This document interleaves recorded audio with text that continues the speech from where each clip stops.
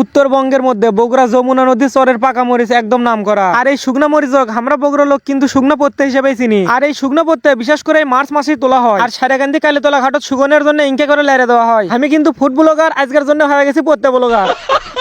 আসসালামু আলাইকুম। তা আপনারা সগলি ক্যাঙ্কা আছে। ঘটনা হচ্ছে আজকে আমি সারেকান্দি কালীতলা ঘাটের পত্তে শুকন আপনি দেখামো। আর আপনারা পাখির চোখে ঠিকই টের পাচ্ছেন, এটাই হচ্ছে সারেকান্দির সেই কালীতলা ঘাট। দেখতে জিনকা সুন্দর লাগিচ্ছে, ঘুরবে আসলে আরো ফাইন লাগবি, কারণ এখন নদীর পানি শুকে একদম চর পড়ে গেছে। তা আপনি চোখ উজু যে চরকোনা টের পাচ্ছেন, সেই চরকোনা পার হলেই কিন্তু বিঘেকে খালি পত্তের গাছ আর পত্তের গাছ। তাই এই চরকোনার উমরা পার হওয়ার জন্য আগে একটা নৌকো ভাড়া করলাম। নৌকো চোরা যতই জাম্বুর মধ্যে উজু যাচ্ছিলাম ততই জাম্বুর আমার খালি ভালোই লাগছিল, কারণ নদী কোনা শুকিয়ে সৌদি আরবে সাহারা মরুভূমি হয়ে গেছে। তা খানিকক্ষণ আসার পর হঠাৎ করে চরের সাথে নৌকা কোনা বেজা গেছে। তারপর আমরা নামে ঘাটা নিলাম সেই পত্তের চর দেখার জন্য। তা খানিকক্ষণ না হাঁটে আসতে না আসতে সেই পত্তের ভিউ গুলো আমার চোখত পড়লো। আর আপনারা ঠিকই টের পাচ্ছেন, মরিচ আক্তার পত্তে গাছতি শুকে কিন্তু একদম টকটকা লাল হয়ে গেছে। আর এই লাল মরিচ গুলো নিয়ে কামলাতে বুটে বুটে নৌকত করে এমরো থেকে কালীতলা পার করা হয়। আর এই মরিচ নিয়ে আসার থেকে সুগন পর্যন্ত বেটাছল হোক বা মেসল বল হোক, সগলি কিন্তু এই কামে যুক্ত থাকে। আমি কিন্তু আবার মরিচ বিশেষজ্ঞ না। তারপরে হম হম করে উপর দিকে উঠে মরিচ পরীক্ষা করার জন্য বসে গেলাম। চোখত দেওয়া ছিল একটা কালো চশমা, ঠিক মতো মরিচ টেরই পাচ্ছিলাম না। তারপর ভাবসাব কিন্তু ভালোই নিছি। তা প্রত্যেকগুলো খানিকক্ষণ নাড়াচাড়া করেই কিন্তু আমার পরীক্ষা নিরীক্ষা করা শেষ। তারপর সেই ছোট ছেলের লাগাল ক্যাঙ্কা করে পড়তে পারছিচ্ছে আর ক্যাঙ্কা করে পড়তে গোছাচ্ছে, শিল্লা দেখানে আমি কোন মগ্ন হয়ে গেলাম। খালি যে কালীতলায় মরিচ সুগন হয় তা কিন্তু লয়, সারেকান্দির বেমাক যত চাতাল আসে সব চাতালতে কিন্তু এই প্রত্যেকগুলো সুগন হয়। আর আপনারা যদি এর থেকে টাটকার ভেজাল মুক্ত মরিচ কিনবার চান, অবশ্যই কয়েকদিনের মধ্যে এই কালীতলা ঘাটে চলে আসবেন। আর ভিডিওটা আপনি